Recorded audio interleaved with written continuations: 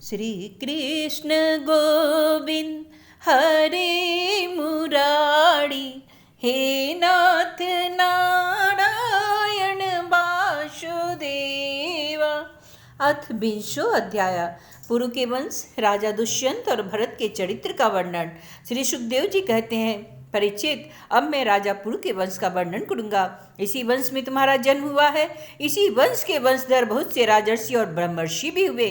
पुरु का पुत्र हुआ जन्मेजय, जन्मेजय का प्रचिनवान, प्रचिनवान का प्रवीर, प्रवीर का नमस्यु और नमस्यु का पुत्र हुआ चारुपद, चारुपद से सुधु, सुधु से बहुगौ, बहुगौ से सन्याति, सन्यादि सन्याति से अहम याति और अहम याति से रौद्रास हुआ। परीक्षित, जैसे विश्वात्मा प्रधान प्राण से 10 इंद्रियां होती है, वैसे ही धृतताची अप्सरा के गर्भ से रौद्रासों के 10 पुत्र हुए।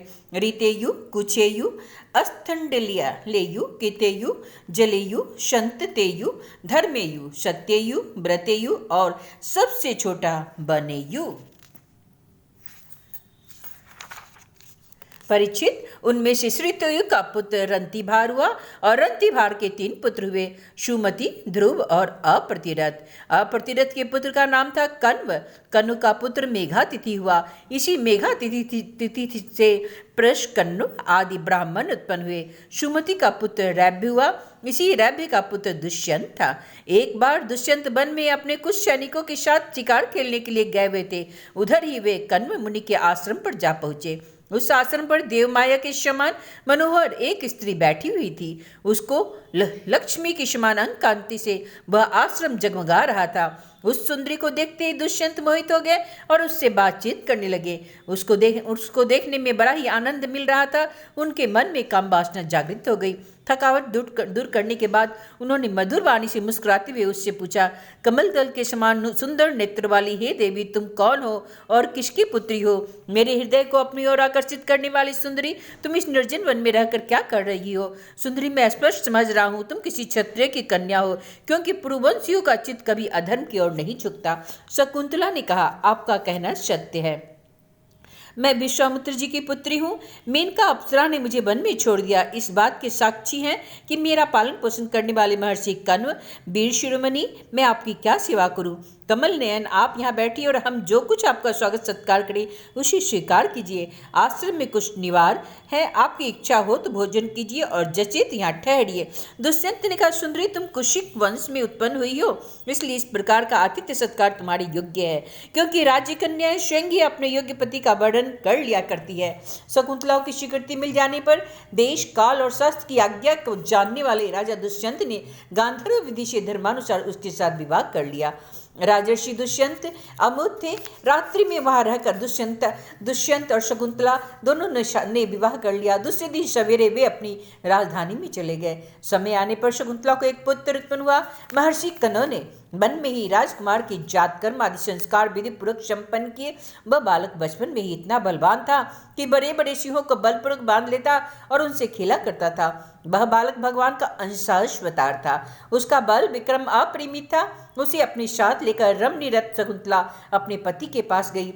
जब राजा दुष्यंत ने अपनी निर्दोष पत्नी और पुत्र को स्वीकार नहीं किया, तब जिसका वक्ता नहीं दिख रहा था और जिसे सब लोगों ने सुना, ऐसी आकाशवाणी हुई, पुत्र उत्पन्न करने में माता तो केवल धौकनी की समान है, वास्तव में पुत्र तो पिता का ही है, क्योंकि पिता ही पुत्र के रूप में उत्पन्न होता है। इसलिए हे दुष्यंत, तुम शकुंतला का तिरस्कार मत करो, अपने पुत्र का भरण पोषण करो। राजन वंश की वृद्धि करने वाला पुत्र अपने पिता को नरक में से उबार लेता है। शकुंतला का कहना बिल्कुल ठीक है, क्योंकि तुम ही इसके पिता हो। परीक्षित, पिता दुष्यंत की मृत्यु हो जाने के बाद वह परम यशस्वी बालक चक्रवर्ती सम्राट हुआ। उसका जन्म भगवान के अंश से हुआ था। आज भी पृथ्वी पर उसकी महिमा का गान किया जाता है। उसके दाहिने हाथ में चक्र का चिन्ह था, पैरों में कमल कोश का। महाभिषेक की विधि से राजाधिराज के पद पर उसका अभिषेक हुआ। भरत बड़ा शक्तिशाली राजा थे। भरत के ममता के पुत्र देवतमा मुनि को पुरोहित बनाकर गंगा तट पर गंगा सागर से लेकर गंगोत्री पर्यंत 55 पवित्र अश्वमेघ यज्ञ किए और इसी प्रकार यमुना तट पर भी प्रयाग से लेकर यमुनेत्री तक उन्होंने 78 अश्वमेध यज्ञ किए। इन सभी यज्ञों में उन्होंने अपार धनराशि का दान दिया। दुष्यंत कुमार भरत का यज्ञ अग्नि स्थापन बड़े ही उत्तम गुण वाले स्थान में किया गया था। उस स्थान में भरत ने इतनी गौवें दान दी थी कि 1000 ब्राह्मणों में प्रत्येक ब्राह्मण को एक बद्ध 13,084 गायें मिली थी। और इस प्रकार राजा भरत ने उन यज्ञों में 133 घोड़े बांधकर समस्त नरपतियों को असीम आश्चर्य में डाल दिया था। इन यज्ञों के द्वारा इस लोक में तो राजा भरत को परम यश मिला, अंत में उन्होंने माया पर भी विजय प्राप्त की और देवताओं के परम गुरु भगवान श्री हरि को प्राप्त कर लिया। यज्ञ में एक कर्म होता है मशनार, उसमें भरत ने स्वर्ण से विभूषित श्वेत दांतों वाले तथा काले रंग के 14 लाख हाथी दान किए। भरत ने भी महान कर्म किया, वह न तो कोई राजा कर सका और न आगे कर ही सकेगा। क्या कभी कोई हाथी से स्वर्ग को छू सकता है? कोई हाथ से स्वर्ग से छू सकता है? भरत ने दिग्विजय के समय किरात, हुन, यवन, अंध्र, कंक, खस, शक और मलिच्छ आदि समस्त ब्राह्मण द्रोही राजाओं को मार डाला। पहले युग में बलवान असुरों ने देवताओं पर विजय प्राप्त कर ली थी और वे रसातल में रहने लगे थे। उस समय वे बहुत सी देवांगनाओं को रसातल में ले गए थे। राजा भरत ने फिर उन्हें छुड़ा दिया था। उनके राज्य में पृथ्वी और आकाश प्रजा की सारी आवश्यकताएं पूर्ण कर देते थे। भरत ने 27,000 वर्ष तक दिशाओं का एक छत्र शासन किया।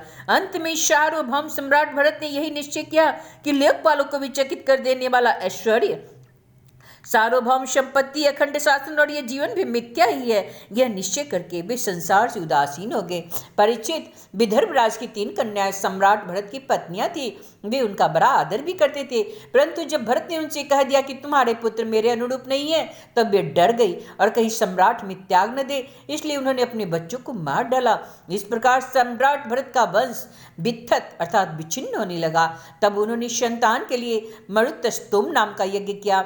इससे मरुदगणों ने प्रसन्न होकर भरत को भरद्वाज नामक पुत्र दिया। भरद्वाज की उत्पत्ति का प्रसंग यह है कि एक बार बृहस्पति जी ने अपने भाई उतत्य उस समय गर्भ में बालक था, उसने मना किया, किंतु बृहस्पति जी ने उसकी बात पर ध्यान न दिया और कहा, जा तू अंधा हो जा। वह शाप देकर बलपूर्वक गर्भाधान कर दिया। उतत्य की पत्नी ममता इस बात से डर गई कि कहीं मेरा पति मेरा त्याग न कर दे, इसलिए उन्हें बृहस्पति जी के द्वारा होने वाले लड़कों को त्याग देना चाहा। उस समय देवताओं ने गर्भस्थ शिशु के नाम का नाम निर्वचन करते हुए कहा। बृहस्पति जी ने कहा, यह मेरा औरस है और यह मेरे भाई का क्षत्रज्ञ, इस प्रकार दोनों पुत्र हैं, इसलिए तू डर मत, इसका भरण पोषण कर। इस पर ममता ने कहा, बृहस्पति यह मेरे पति का नहीं, हम दोनों का ही पुत्र है, इसलिए तुम्हें इसका भरण पोषण करो। इस प्रकार आपस में विवाद करते हुए माता पिता दोनों इसको छोड़कर चले गए, इसलिए इस लड़के का नाम भरद्वाज हुआ। देवताओं के द्वारा नाम का ऐसा निवर्चन होने पर ममता ने यही समझा कि मेरा पुत्र भरत अर्थात अन्याय से पैदा हुआ है, अतः उसने उस बच्चे को छोड़ दिया।